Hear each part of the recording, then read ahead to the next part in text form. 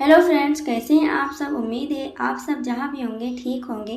अगर आप ये स्टोरी पहली बार सुन रहे हैं तो इसे समझने के लिए आप इसका पिछला पार्ट जरूर देखें।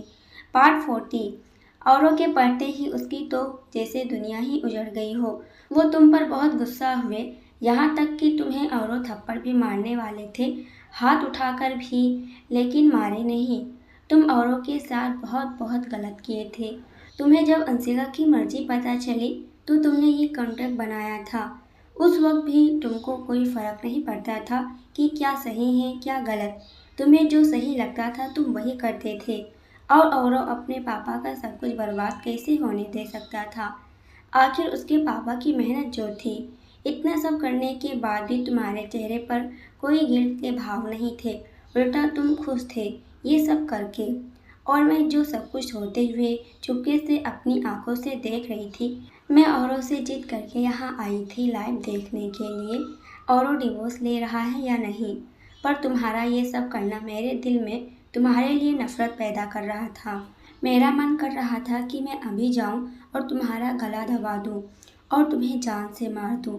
फिर मैं सोच ली कि मुझे मेरा प्यार नहीं मिला तो तुम्हें भी कोई हक नहीं है अपनी बचपन वाली लड़की से मिलने का। मैं आज बहुत उदास थी, होती भी क्यों ना, क्योंकि मेरा सब कुछ पल भर में लुट गया था। मैं अपनी शादी के सपने सजाए हुए थी, लेकिन मेरी किस्मत बहुत ख़राब थी इस मामले में।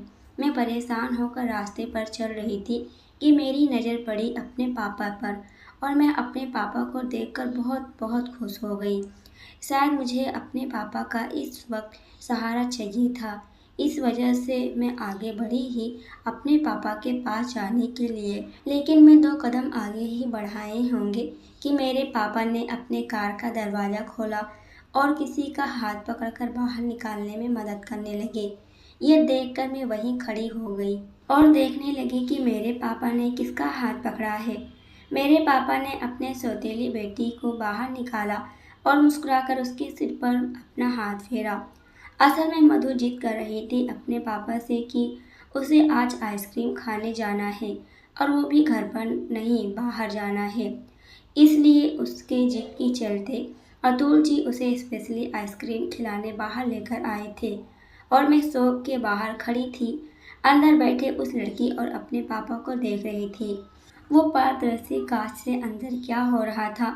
छाया बाहर खड़ी उस लड़की के बारे में सोचने लगी। मेरा प्यार मेरा नहीं हो सका सिर्फ तुम्हारी वजह से। तुम इस लड़की को ढूंढना चाहते थे। इतना बोलकर मैंने अपने आंसू पोंछे और उस लड़की को देखकर कहने लगी, इसके बारे में तुम्हें कभी नहीं पता चलेगा। अगर मेरा प्यार मेरा नहीं हुआ तो ये दोनों एक दूसरे से कभी नहीं मिलेंगे। कुछ दिनों बाद मैंने तुम्हें कॉल की थी और तुम्हारे फ़ोन रिसीव करने पर ही मैंने बिना देरी से कहा, मैं आपसे शादी करने के लिए तैयार हूँ, लेकिन शादी करने से पहले मेरी कुछ कंडीशन है। जो आप मेरी बात पर सहमत होंगे तो मैं शादी आपसे करूँगी, वरना सॉरी। तुम ये सुनकर कुछ पल के लिए खामोश हो गए और उसके बाद तुमने मुझको इशारा किया जिससे मैं समझ गई और मैं कहने लगी, मैं चाहती हूँ कि जब हमारी शादी हो जाए उसके बाद हम एक दूसरे के करीब तब तक नहीं आएंगे जब तक हम दोनों एक दूसरे को जान नहीं लेते। और दूसरी बात, हमारी शादी सीक्रेट रहेगी, इस बारे में किसी को कुछ पता नहीं चलना चाहिए। तीसरी बात, मैं जब तक ना चाहूँ तब तक आप मेरे करीब नहीं आ सकते। यू नो, हम दोनों एक हस्बैंड वाइफ की तरह नहीं रहेंगे। मोहित ये सुनकर कुछ देर के लिए खामोश हो गया था। होता भी क्यों ना, छाया की डिमांड ही कुछ ऐसी थी, पर उसे तो सिर्फ अपनी पेंडल वाली लड़की चाहिए थी जो उसे अपने बचपन में मिली थी, जिसे उसे इस बात से कोई फ़र्क नहीं पड़ता था कि क्या कंडीशन है क्या नहीं, क्योंकि उसने तो बचपन से यही चीज़ ठान कर रखी थी कि वो बस एक ही लड़की से शादी करना चाहता है, वो भी बचपन वाली लड़की से जो गोलू मोलू से थी, क्यूट थी। और बस उसकी यही खूबसूरती देखकर तो वो पागल हुआ था बचपन से। और वो दिन भी आया जब मोहित और छाया की शादी हो गई।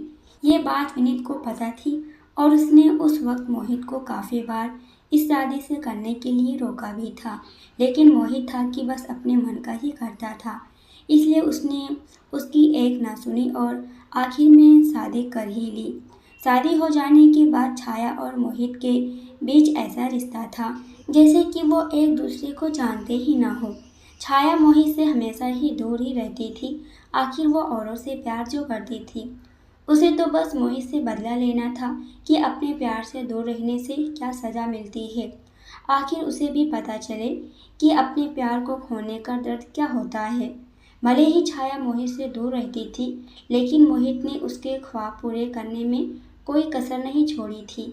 और एक वक्त आया जब मोहित और छाया डिनर कर रहे थे, तब बात बात में बात निकली कि औरों और अंशिका के रिश्ते की, जो कि ये बात छेड़ी थी छाया ने, क्योंकि उसे औरों के बारे में कुछ जानना चाहती थी। इसलिए छाया ने ऐसे ही नॉर्मली टोन में कहा, वो आपके बड़े भाई की भी शादी हो चुकी है और मैंने सुना था कि उनका डिवोर्स भी होने वाला था। मोहित ये सुनकर छाया की तरफ देखकर सवालिया नजरों से पूछने लगता है, तुम्हें कैसे पता कि उनका डिवोर्स होने वाला था? छाया हड़बड़ा गई और अपनी बात संभालते हुए कहने लगी, मेरी एक फ्रेंड ने कहा था इस बारे में। वो आपके भाई की बेबी की फ्रेंड है, इसलिए मैंने सोचा कि शायद वो झूठ बोल रही हो, तो मैं जानना चाहती थी, बस ऐसे ही। क्यों दोनों डिवोर्स लेने वाले थे? मोहित को उस वक्त छाया की बात समझ तो नहीं आई, लेकिन उसने छाया से सच छुपाना सही नहीं समझा और अपना खाना जारी रखते हुए कहने लगा, दोनों के बीच में लड़ाई हो गई थी, इसलिए भाई बस अंशिका को छोटी सी बात के लिए डिवोर्स देना चाहते थे। इसलिए मैंने अंशिका के कहने पर दोनों का डिवोर्स होने से रोका। ये सुनकर छाया मानो कुछ सोच में डूब गई और उसने जल्दी जल्दी में पूछा, अंशिका के कहने पर मतलब? जिस दिन अंशिका और भाई का डिवोर्स होने वाला था, उस सुबह मुझे अंशिका ने बताया था उन दोनों की लड़ाई के बारे में। और हस्बैंड वाइफ की लड़ाई होना आम बात है, उसमें डिवोर्स लेने की क्या ज़रूरत है? दोनों आपस में एक दूसरे को मना लेंगे। और अंशिका ने मुझसे हेल्प करने के लिए कहा था, इसलिए मैंने उन दोनों का रिश्ता टूटने से बचा लिया। और कहीं ना कहीं मैं भी नहीं चाहता था कि दोनों का रिश्ता टूटे, क्योंकि जो कुछ भी हुआ है मेरे कृति से शादी ना करने से हुआ है और मैं नहीं चाहता था कि अंशिका की ज़िंदगी मेरी वजह से खराब हो। कुछ दिन यूं ही बीत गए। एक वक्त आया जब औरों ने मुझे कॉल किया था और औरों ने मुझसे मिलने के लिए बुलाया। औरों वहीं था जहां हम दोनों एक साथ रहते थे। वो काफ़ी वक्त से छाया का इंतज़ार कर रहा था और अपनी नज़रें दरवाजे पर गड़ाए हुए था। और जैसे ही दरवाज़ा बाहर से खुलने की आवाज़ आई, तो वो अपनी जगह से उठ गया और अपने कदम दरवाजे की तरफ कर लिए। छाया ने जैसे ही दरवाज़ा खोला, वैसे ही औरों ने उसे अपनी बाहों में भर लिया। छाया औरों की बाहों में मानो सब कुछ भूल गई और उसने भी औरों को अपने बाहों में कसकर पकड़ ली। तुम कहाँ थी? औरों ने छाया को अपने आप से दूर करते हुए कहा। छाया ये सवाल सुनकर मानो हड़बड़ा सी गई और सोचने लगी कि क्या जवाब दिया जाए। और अगले ही पल उसने कहना शुरू किया, मैं वो अपने दोस्त के साथ थी। औरों ये सुनकर उससे पूछने लगा, तुम इतने दिन से कहाँ थी? छाया ने बिना झिझक के कहा, मैं अपने दोस्त के साथ रह रही थी। और तुम क्या मेरी जासूसी कर रहे थे? और वो उसकी बात सुनकर उसे एक बार फिर से अपने बाहों में भर लेता है और कहता है, मैंने सिर्फ तुमसे पूछा घर की हालत देखकर। घर पूरी तरह से बिखरा पड़ा है, इसलिए औरों ने ये सवाल किया था। अब तुम क्यों आए हो यहाँ? छाया ने औरों को अपने से दूर किया नाराजगी से। ये सुनकर औरों मुस्कुराया और कहने लगा, मैंने फैसला कर लिया है हम दोनों के बारे में। मैं अपनी फैमिली से बात करूँगा, फिर उसके बाद जो अंजाम होगा वो देखा जाएगा। औरों की बात सुनकर छाया सोच में पड़ गई थी। छाया को लगा था कि औरों उससे अब शादी नहीं करेगा और फैमिली से कहना मतलब सीधा इशारा था उसके साथ शादी का। पर उसने तो अपने बदले की आग बुझाने के लिए मोहित से शादी की है। यही सोचकर उसने कुछ सोचा और औरों से कहने लगी, और वो तुम्हारी बीवी? औरों मुस्कुराया और जवाब दिया, वो मुझे खुद डिवोर्स देने के लिए मान गई है। ये सुनकर छाया का चेहरा पीला पड़ गया था और उसने कुछ बहाना बनाया हकलाते हुए, लेकिन औरों, पहले तुम अपनी फैमिली से बात करो और उनसे पूछो कि क्या वो मुझे एक्सेप्ट करेंगे। और तुम्हारे भाई ने भी तो गलत किया है, क्या उसके बाद तुम्हें कोई नुकसान नहीं होगा? मैंने सोच लिया कि मोहित को मैं सच बता दूंगा और वो मेरा बात सुनकर ज़रूर मेरी हेल्प करेगा। छाया फंस चुकी थी और उसके पास कोई चारा नहीं था, लेकिन फिर भी उसने एक बहाना बनाया था कि वो थोड़े दिन बाद डिवोर्स ले। इतनी जल्दी ये सब करने की ज़रूरत नहीं है। ये सुनकर औरों को छाया का बर्ताव ठीक तो नहीं लगा, लेकिन उसने छाया की बात ज़रूर मान ली थी। यहाँ से फिर से औरों और छाया एक दूसरे से मिलते रहे। छाया ने औरों से एक बड़ा सच छुपाई थी कि उसने मोहित से शादी कर ली है। कुछ दिन यूं ही बीत गए। एक दिन जब छाया को उल्टियाँ और अपने आप को सही फील नहीं कर रही थी, मोहित उस वक्त घर नहीं रहता था, क्योंकि उसने अपने बिजनेस की शुरुआत की थी, जिसे उसे ऑफिस का काम संभालना पड़ता था। और छाया ने औरों को कॉल किया था और वो दोनों हॉस्पिटल गए थे चेकअप कराने के लिए कि क्या प्रॉब्लम है। पर जब रिपोर्ट आई तब पता चला कि छाया प्रेग्नेंट है और उसकी प्रेगनेंसी को सिर्फ 1 महीना या 1.5 महीना हुआ है। ये सुनकर औरों बहुत खुश था, होता भी क्यों ना। एक तरफ अंशिका ने उसे डिवोर्स देने से हाँ जो बोल दी थी, और दूसरी ये। उस वक्त छाया भी खुश थी, वो मोहित के बारे में सब कुछ भूल गई थी। लेकिन औरों और छाया की खुशी कुछ दिनों की मेहमान थी, क्योंकि कुछ वक्त के बाद जब औरों, उसकी माँ और उसके पापा तीनों मोहित के नए घर गए थे, क्योंकि मोहित को उसके पापा ने पहले ही घर से बाहर निकाल दिया था मोहित की कृति से शादी ना होने पर। और यहाँ मुलाकात हुई छाया से, जिसे देखकर औरों के पैरों तले जमीन खिसक गई। उसे विश्वास नहीं हो रहा था कि उसके सामने जो था वो क्या सच था।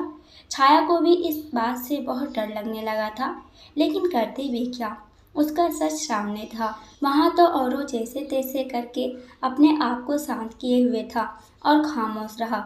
उसके साथ बहुत बड़ा धोखा जो हुआ था, जो वो सह नहीं पा रहा था।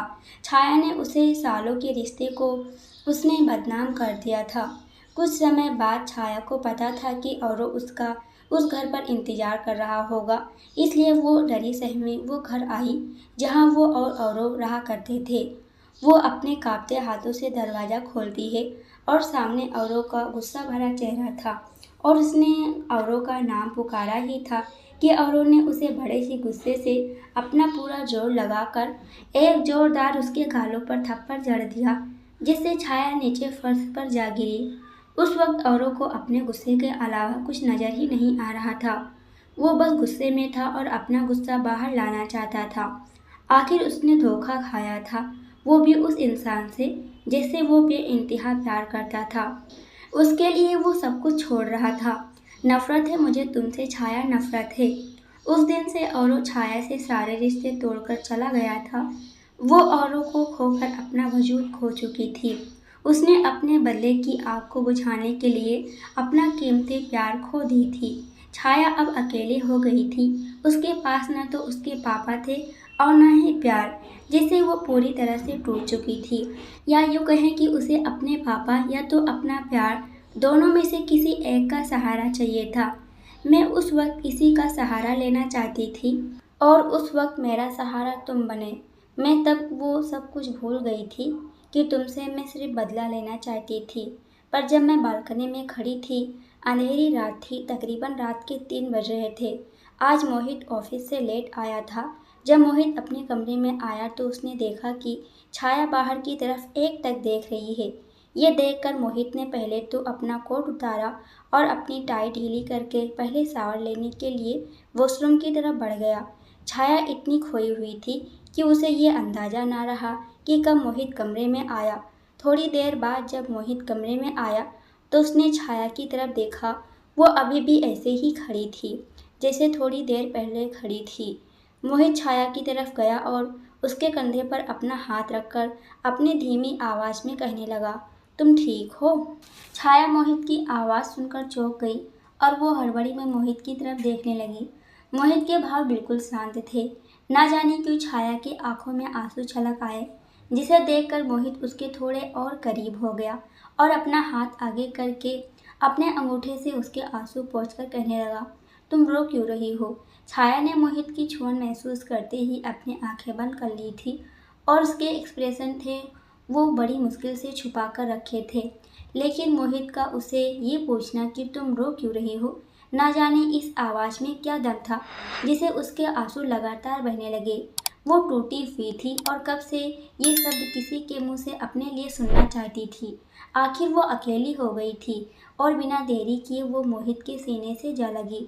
मोहित उसके यूं गले से लगने से उसने भी छाया को अपने गले लगने दिया और उसने भी उसे अपने बाहों में भर लिया और उसके सिर को सहलाते हुए कहने लगा, तुम मुझे बता सकती हो कि तुम्हें हुआ क्या है? छाया ने उस वक्त मोहित से कुछ बहाना बना दिया था, जिससे मोहित ने फिर से उसे कुछ कहा नहीं और इस दिन से छाया और मोहित के बीच पहले से भी काफ़ी अच्छा चल रहा था। छाया अपने बच्चे की कसम देकर औरों को मिलने के लिए बुलाई थी। फिर से दोनों अपने घर थे। छाया आज बिल्कुल कठोर थी, जैसे कि उसने पहले से तय कर लिया हो कि आगे क्या करना है। इस बच्चे के बाप तुम हो तो तुम्हारा फर्ज है कि तुम मेरे साथ हॉस्पिटल आओ और मेरे साथ रहो। ये सुनकर औरों को तो बहुत गुस्सा आया, लेकिन वो करता भी क्या? आखिर छाया के पेट में पल रहा जो बच्चा उसका ही तो था। दोनों हॉस्पिटल गए और चेकअप हो जाने के बाद औरों और छाया घर आ गए, जहाँ वो दोनों रहते थे।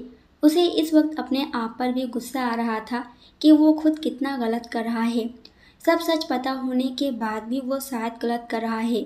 वो छाया की तरफ बढ़ा और उसे खींचकर दीवार के सहारे सटा दिया और अपने दांत भींचकर कहने लगा, तुमने मुझे धोखा क्यों दिया और मेरे भाई से शादी क्यों की?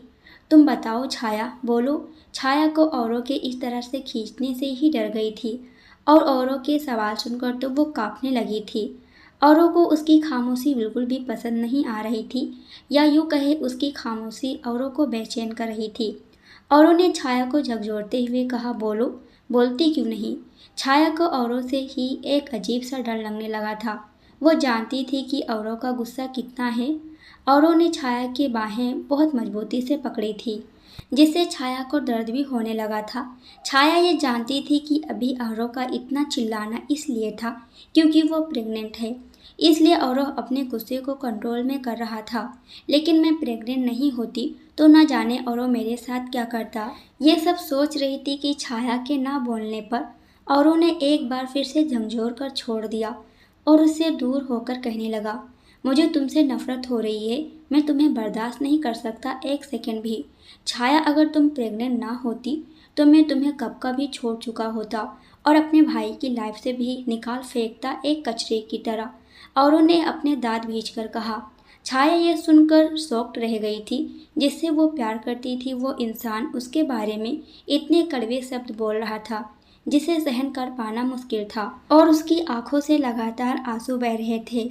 लेकिन वो कब तक चुप रहती? छाया ने अपने आंसू पोंछे और चिल्लाकर कहने लगी, अपने भाई की लाइफ से निकाल कर फेंक दे, उसकी लाइफ से जिसने हम दोनों को अलग किया, जिसने हमारी सारी खुशियाँ छीन ली, जिसने हमारे साथ रहने के सपनों को आग लगाई। तुम उसकी लाइफ से मुझे बाहर निकालने की बात कर रहे हो? मैंने उससे शादी सिर्फ बदला लेने के लिए की है। उसने तुमको मुझसे छीन लिया।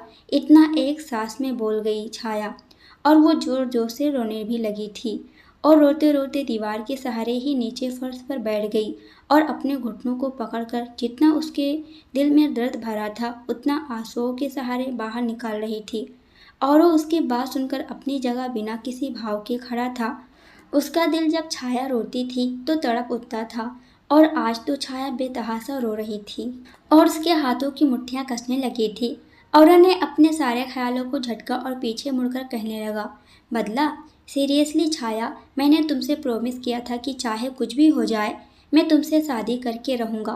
फिर भी तुमने सिर्फ बदला लेने के लिए ये सब किया। फिर थोड़ी देर औरों खामोश हो गया। औरों की आंखों में दर्द साफ नजर आ रहा था, लेकिन अगले ही पल उसकी आंखें कठोर हो गई और कहने लगा, मुझे यकीन नहीं होता कि मैं जिस छाया से प्यार करता था वो बदला लेना भी जानती है। मेरी छाया तो ऐसी तो नहीं थी। तो फिर कुछ दिन बीत गए। एक वक्त आया जब छाया और औरों हॉस्पिटल गए थे। तब डॉक्टर ने छाया को ये बच्चा न रखने की सलाह दी थी कि वो एबॉर्शन करा ले, वरना उसकी जान को खतरा भी हो सकता है। उसके शरीर में कमजोरी थी और बीमार रहने की चलते ये सलाह डॉक्टर ने दी थी और औरों ने भी उसे यही कहा था कि तुम एबॉर्शन करा लो ताकि वो मोहित के साथ खुश रहे। और औरों ने सोच लिया था कि वो इस शहर में नहीं रहेगा ताकि उसे छाया और मोहित के रिलेशन से कोई प्रॉब्लम ना हो। डॉक्टर और औरों के कहने पर भी छाया नहीं मानी, और मानती भी कैसे। आखिर इस बच्चे को वो गिरा देती तो वो जानती थी कि औरों उसे हमेशा के लिए छोड़कर चला जाएगा, और वो ये हरगिज नहीं चाहती थी। एक वक्त आया जब मोहित और छाया सब बंसल हाउस रहने लगे। वो अपने कमरे में बैठी हुई थी, सोफे पर बैठे हुए लगातार बस यही सोच रही थी कि क्या उसका ये बच्चा उसे औरों को देना पड़ेगा। ये सोचते ही वो अपनी जगह से उठ खड़ी हुई और खुद से कहने लगी, नहीं नहीं, मैं अपना बच्चा किसी को नहीं दूंगी। आखिर ये मेरा भी बच्चा है, मैं उसे पालूंगी। छाया ने ये बच्चा अपने पेट में इसीलिए रखा था कि वो इस बच्चे के जरिए औरों को अपने पास बुला सकती है। लेकिन औरों ने तो उसे एक बात साफ साफ समझा दी थी कि वो ये रिश्ता ऐसा नहीं रखना चाहेगा। मैं अपने बच्चों को बिना माँ बाप के नहीं रखूंगी। मुझे अपने बच्चे के बारे में सोचना चाहिए। छाया ने खुद से कहा, वो नहीं चाहती थी कि जिस तरह से वो बिना माँ बाप के रही, उसका बच्चा भी ऐसे ही रहे। इसीलिए अपने बच्चे के बारे में सोचना जाहिर था। ऐसे ही काफ़ी दिन सोचते रहने के बाद भी उसे कुछ नहीं समझ आया कि वो आगे क्या करे। फिर एक रात मोहित अपने दोस्त की पार्टी में गया हुआ था। मोहित और विनीत ने उस वक्त काफ़ी ड्रिंक की हुई थी, इसलिए दोनों को घर भी ड्राइवर छोड़ने आया था। मोहित जब अपने कमरे की तरफ लड़खड़ाए हुए आया तो छाया वहीं सोफे पर थी, और वो मोहित को देखकर ही जान गई थी कि मोहित ने ज़्यादा ड्रिंक की हुई है। इसलिए उसने ज़्यादा नहीं सोचा और फिर से सोफे पर बैठ गई।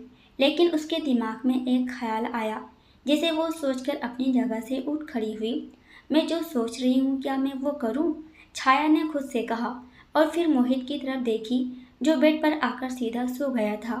मोहित को नशा सर पर चढ़ गया था। उसकी नज़रें एक पल के लिए भी इधर उधर नहीं हुई थी, क्योंकि उसे काफ़ी नींद आ रही थी, और आते ही बेड पर लेट गया था। छाया मोहित के पास आई और उसके करीब जाने के बारे में उसने सोचा कि क्यों न वो सचमुच मोहित के साथ रात बिताए। उसके बाद अगली सुबह उसे झूठ नहीं बोलना पड़ेगा, जो सच है वही कहेगी।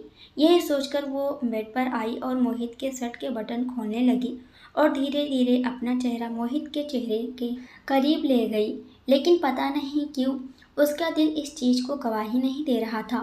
उसके ओठ मोहित के ओठों से सिर्फ 1 इंच की दूरी पर थे, और वो एक झटके से दूर हो गई। नहीं, मैं औरों से प्यार करती हूँ, और मैं हमेशा उसकी ही रहूँगी। मैं किसी के साथ कोई रिश्ता नहीं बना सकती।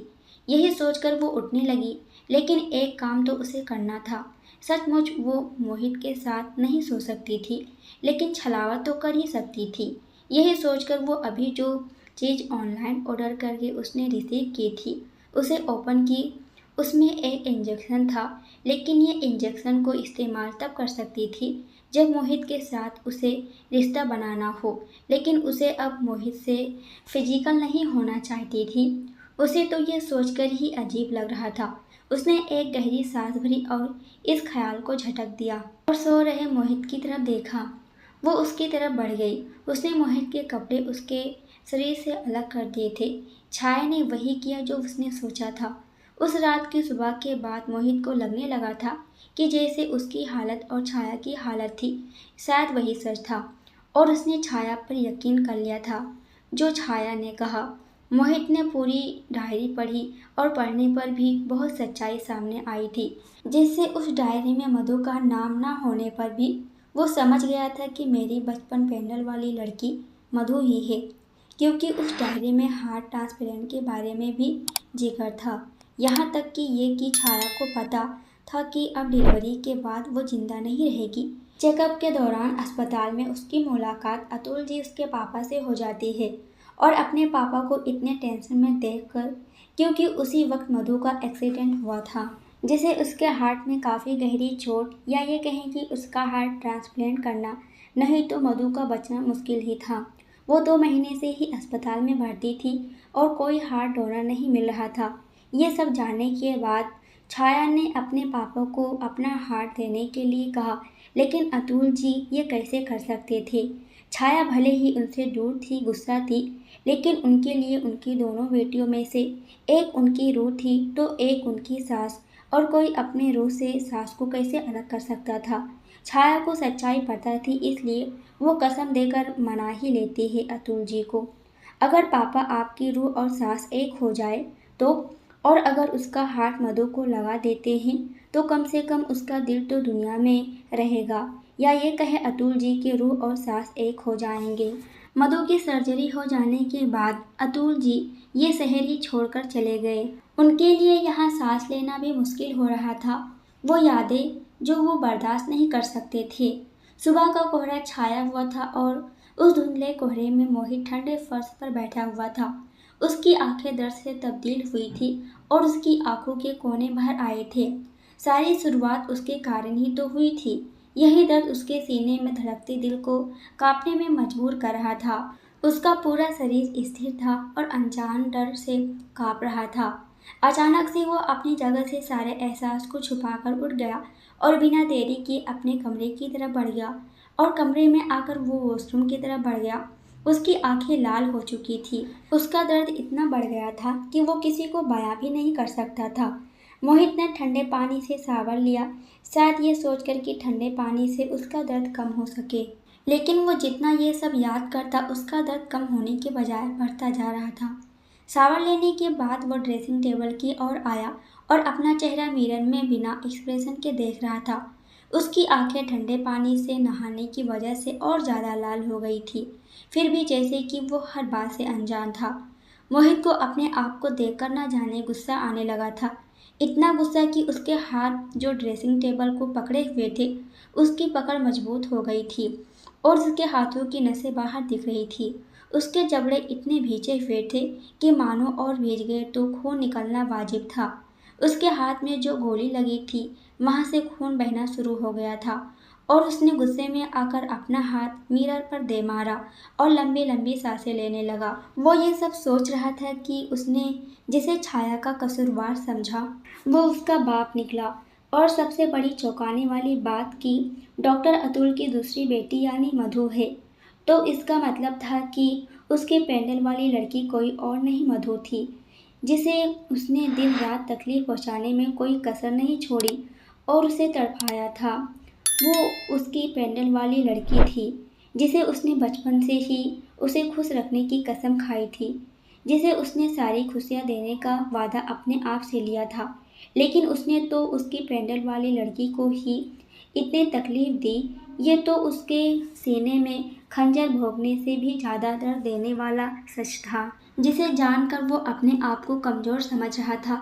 कल ही तो उसने मधु से डिवोर्स लेने की बात कही थी और आज उसके सामने सच था। उसने मधु से डिवोर्स की मांग इसलिए तो कही थी कि उसके तो बचपन से ही एक ही ख्याल थे कि वो सिर्फ उसकी पेंडल वाली लड़की का है और किसी का नहीं होगा। वो यह बात मधु के साथ रहकर भूल चुका था, क्योंकि वो अब मधु को आजकल पसंद करने लगा था और उसमें खोने लगा था। दोस्तों, इसके आगे क्या होगा ये हम अगली वीडियो में देखेंगे। जब तक ये देखिए वीडियो पसंद आए तो वीडियो को लाइक और कमेंट जरूर कीजिएगा। अगर आप हमारे चैनल पर नए हो तो हमारे चैनल को सब्सक्राइब कर हमें सपोर्ट जरूर कीजिएगा। पूरी वीडियो देखने के लिए आपका बहुत बहुत धन्यवाद।